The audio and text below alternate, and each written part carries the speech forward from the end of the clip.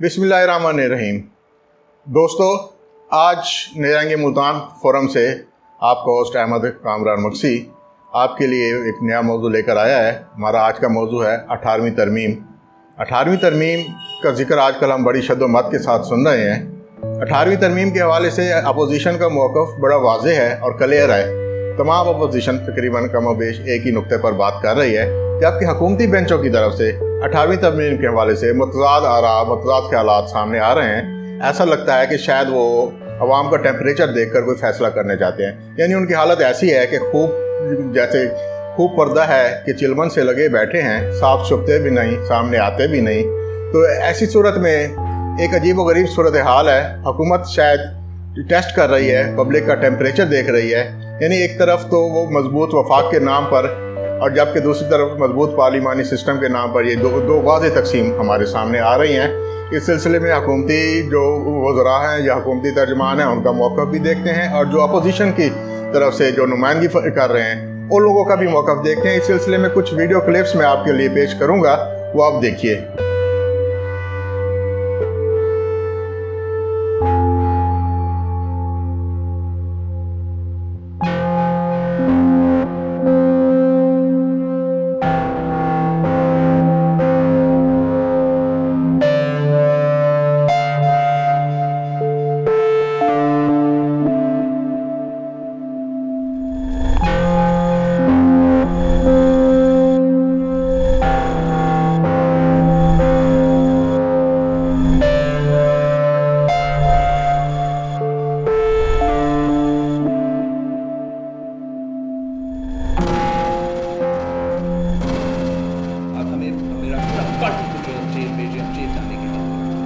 लेकिन हम अपने उसूली मौक़िफ़ को नहीं बदलेंगे। हम 18वीं तरमीम में अपने स्टांस को नहीं बदलेंगे। हम सदारती निज़ाम पे अपना स्टांस नहीं बदलेंगे। हम मिलिट्री कोर्ट्स पे अपना स्टांस नहीं बदलेंगे।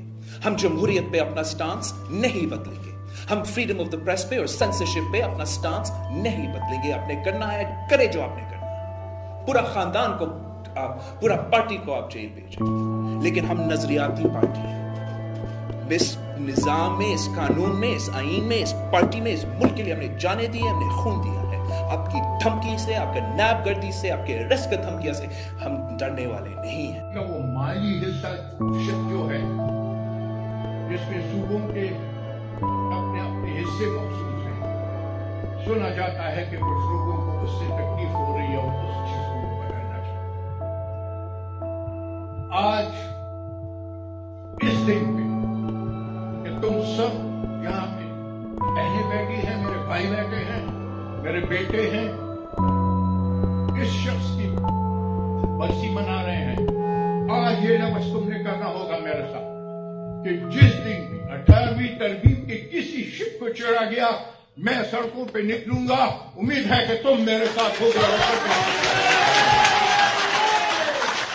दोस्तों, आपने देखा इन वीडियोस और इन क्लिप्स और बयानात की सूरत में जो हक़ाइक़ आपके सामने आए हैं, उसमें एक बात तो बड़ी वाज़ेह है कि अपोजिशन तो इस मामले में किसी किस्म की लचक दिखाने को तैयार नहीं है, जबकि हुकूमती जो सूरत हाल है वो भी आपके सामने ही है। वो चाहते तो हर हाल में 18वीं तरमीम को रिवर्स करना चाहते हैं। और कहा यह जा रहा है, जो स्टोरी चल रही है, कि जो हालिया वजारत इत्तलात में तब्दीली की गई है उसके पस पर्दा अवामिल भी यही हैं कि फिरदौस आशिक अवान साहबा का जो लबो लहजा था वो अपोजिशन को बरहम करने वाला था। और जबकि हुकूमत इस पोजीशन में नहीं है कि वो आइन में अपोजिशन की मर्ज़ी के बगैर कोई आइनी तब्दीली कर सके, तो उन्होंने अपोजिशन को कूल डाउन करने के लिए या अपोजिशन के साथ अपने रवाबित बढ़ाने के लिए वजारत इत्तलात में तब्दीली की है। अब उनके पास वो कैरेट और स्टिक वाला एक फार्मूला हमारे से देख रहे हैं कि नैब भी उनके पास है और वो अपोजिशन से मुज़ाकरात की दावत भी दे रहे हैं। और शिबली फराज साहब से जो तवक्को की जा रही है वो यही है कि चंद दिनों में उनका रवैया अपोजिशन के हवाले से वाज़ेह होकर सामने आ जाएगा। तो वो इस वक्त जो सूरत हाल है उसमें यही है कि वो अपोजिशन के लिए हुकूमत के पास देने को तो कुछ भी नहीं है, लेकिन वो नैब के ज़रिए शायद बारगेन करे और नैब को ही इसका ज़रिया बनाए और वो अपने इस मामलात को 18वीं तरमीम के हवाले से शायद सीधा करने की कोशिश करें। ये तो वक्त ही बताएगा कि इस हवाले से क्या मौक़िफ़ हुकूमत का या अपोजिशन का सामने आता है। लेकिन जो इस वक्त की सूरत हाल है वो यही है जो थ्योरी मार्केट में फ्लोट कर रही हैं वो यही है कि अब हुकूमत इस वबा के दिनों में क्यों इतनी उजलत का मुजाहरा कर रही है 18वीं तरमीम के हवाले से। शायद उनकी बर्दाश्त से बाहर हो गया है कि वो जो सिंध की हुकूमत जो इस वक्त वफाकी हुकूमत के कंट्रोल में नहीं है, एक खुद मुख्तार सूबाई हुकूमत है, यानी नीम खुद मुख्तारी 18वीं तरमीम के हवाले से दी गई है कि किस तरीके से वो अपनी कारकर्दगी का मुजाहरा करके वो अपनी परफॉर्मेंस को बेहतर कर रहे हैं। शायद वो रायामा को हमार करने में आइंदा इलेक्शन में कामयाब हो जाएँ। तो शायद ये वफाकी हुकूमत के लिए ये काबिल बर्दाश्त अमल नहीं है। इसलिए उनके बहुत सारे जो खैरख्वाह हैं वो हर वक्त उनको वफाकी हुकूमत को मशवरा देते नज़र आते हैं कि आप सिंध को टेक ओवर कर लें। दूसरी थ्योरी जो मार्केट में है वो यही है कि जो हमारी मुक़्तदर अशराफिया है वो उन्होंने तो हमेशा बिला शिरकत गैर पाकिस्तान के वसाइल पर पाकिस्तान पर हुकूमत की है, और वो चाहते भी यही हैं कि आप 18वीं तरमीम के बाद वो अब अपने आप को बेदस्त पा महसूस कर रहे हैं। तो वो अपने वही पहले वाले जो मामलात हैं उसको वापस लाने के लिए वो शायद वो बेचैन हो रहे हैं, वो नहीं चाहते कि अब मज़ीद इसमें ताख़ीर की जाए। तो इस सिलसिले में मैं आपको बताता चलूँ कि 18वीं तरमीम के हवाले से जो पस मंज़र है, जो 18वीं तरमीम की स्टोरी है या उसके जो चीदा नुकात है वो मैं अब आपको बताऊँगा। हम जानते हैं कि 1973 के पार्लिमानी आइन को डिक्टेटर ज़िया-उल हक ने मसख करने की हर मुमकिन कोशिश की थी। उन्होंने बदनाम ज़माना 8वीं तरमीम करके 58(2)B के तहत आइन को एक फ़र्द वाहिद की ताकत का मरकज़ बनाकर नीम सदारती तर्ज हुकूमत की शक्ल दे रखी थी, और इन्हीं इख्तियारात के तहत 90 की दिहाई में कई जमहूरी हुकूमतों पर शब खून मारा गया। मोहम्मद खान जुनेजो की हुकूमत को 58(2)B के तहत ज़िबा किया गया। मोहतरमा बेनज़ीर भुट्टो साहिबा की 2 मरतबा हुकूमतें इसी शेख के तहत ख़त्म की गई। एक मरतबा ग़ुलाम इसहाक़ खान ने और दूसरी मरतबा उनके अपने बनाए हुए सदर फ़ारूक लगारी ने। और इसी तरह फिर ग़ुलाम इसहाक़ खान ने नवाज़ शरीफ की हुकूमत पर 58(2)B का वार किया। जब नवाज़ शरीफ की हुकूमत बनी तो उन्होंने 1997 में 13वीं तरमीम के ज़रिए 58(2)B को ख़त्म कर दिया, मगर ये ज़्यादा अर्सा ना चल सका। और जैसे ही जनरल परवेज़ मुशर्रफ ने इस्लामाबाद को फ़तह कर लिया तो उन्होंने 17वीं तरमीम के ज़रिए दोबारा अख्तियारात का मरकज़ सदर की ज़ात को बना दिया। इस वक्त तमाम मजहबी जमातें और तहरीक इंसाफ ने खुलकर मुशर्रफ का साथ दिया था। पै दर पै टूटती बढ़ती हुकूमतों और एस्टेब्लिशमेंट की साजिशों को भांपते हुए 15 मई 2006 को पाकिस्तान पीपल्स पार्टी और मुस्लिम लीग नवाज़ की क़यादतों ने जिलावतनी के दौरान लंदन में चार्टर ऑफ डेमोक्रेसी साइन किया तो यहाँ की मुक़्तदर अशराफिया में खलबली मच गई। और जैसे ही मोहतरमा बेनज़ीर भुट्टो ने 8 अक्टूबर 2007 को वतन पहुँची, उनके इस्तकबाली जुलूस पर कारसाज के मकाम पर पै दर पै बम ब्लास्ट हुए। इस कातलाना हमले में मोहतरमा तो महफूज रहीं, मगर उनके 300 के लगभग जानिसारान और सिक्योरिटी एहलकार अपनी कैद पर जान कुर्बान कर गए। कुछ ही अरसे के बाद 27 दिसंबर 2007 की खून आशाम शब को मुक़्तदर लोगों ने स्नाइपर शूटरों के ज़रिए काम कर दिखाया। वो मोहतरमा को जिस्मानी तौर पर शहीद कर सके, मगर वो इस फ़लसफ़े को ख़त्म ना कर सके जिसकी वजह से उन्हें सफ़ हफ्ती से हटाया गया था। एस्टेब्लिशमेंट अवामी सैलाब के सामने बंद ना बांध सकी और ना चाहते हुए इक़्तिदार उन्हें पीपल्स पार्टी के सपोर्ट करना पड़ा।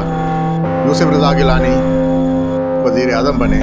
जमहूरियत बेहतरीन इंतकाम का नारा लगाकर इक़्तिदार में आने वाली पीपल्स पार्टी ने अख्तियारात की मरकज़ियत की बुनियाद बनने वाली बुराई की इस जड़ को ख़त्म करने के लिए 18वीं तरमीम पर काम का आगाज़ कर दिया और बिलाखिर 8 अप्रैल 2010 को मुस्लिम लीग नून की एआनत के साथ रज़ा रब्बानी की सरबराही में काम करने वाली कमेटी की सिफारिशात पर इसे 2/3 अक्सरियत से मंजूर करा लिया। कौमी असम्बली के 342 ऐवान में से 292 अरकान ने और सेनेट के 100 में से 90 सेनेटर ने इसके हक़ में वोट देकर 1973 के आइन को बड़ी हद तक 12 अक्टूबर 1999 वाली हालत में बहाल करने में कामयाब हो गए। अब सदर और गवर्नर वज़ीर आज़म और मुतल्लिका वज़राए आला की एडवाइस के बगैर असम्बली तोड़ने या वज़ीर आज़म को घर भेजने की जुर्रत नहीं कर सकता था, और ना ही अदालतें इन्हें किसी किस्म का तहफ़्फ़ुज़ देने की मजाज थी उनके इस एक्ट को। आमरीत के निशानात को मिटाकर पार्लियामेंट की सुपरमेसी की बुनियाद रख दी गई।